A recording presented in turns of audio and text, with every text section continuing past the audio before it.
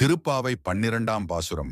கன்றுக்காக பால் சொரியும் எருமைகளின் ஆயன், தங்கையை பனித்தலையில் விழுந்து கிடக்கும் குளிரிலும் ராமனின் பெருமையை பாடி எழுப்பும் ஆண்டாள் அழைப்பு.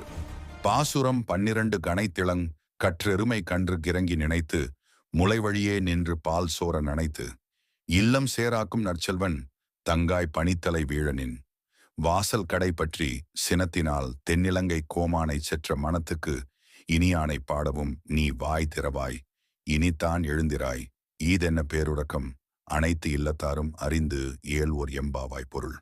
பசியால் கதறித் திரியும் தங்கள் கன்றுகளை எண்ணிய எருமைகள் தங்கள் மடியில் சொரியும் பாலை சிந்தியபடியே அங்குமிங்கும் செல்கின்றன. அவை சொரிந்த பால் இல்லத்து வாசல்களை சேராக்குகின்றது. இந்த அளவுக்கு விடாமல் பால் சொரியும் எருமைகளுக்கு சொந்தக்காரனான ஆயனின் தங்கையே, கொட்டுகின்ற பனி எங்கள் தலையில் விழ உன் வீட்டு தலைவாசலில் நாங்கள் காத்து நிற்கிறோம். சீதையை கவர்ந்து சென்ற ராவணனின் மீது கோபம் கொண்டு அவனை அழிக்க ராமாவதாரம் எடுத்த கோமான ஆகிய அந்த நாராயணனின் பெருமையை பாடுகிறோம். நீயோ இன்னும் பேசாமல் இருக்கிறாய். எல்லா வீடுகளிலும் அனைவரும் எழுந்துவிட்ட பிறகும் உனக்கு மட்டும் ஏன் பேருறக்கம்?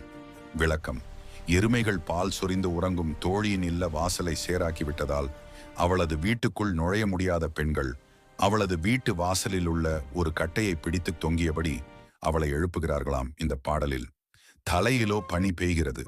மார்கழியில் எழுந்து குளிர் தாங்காமல் வெந்நீரில் குளிப்பவர்கள் இவர்கள் படும் கஷ்டத்தை உணர வேண்டும். கீழே பால் வெள்ளத்தால் குளிர்ச்சி, மேலே பனியின் குளிர்ச்சி, இத்தனையையும் தாண்டி இறைவனை அடைய எத்தனிக்கிறார்கள் இவர்கள்.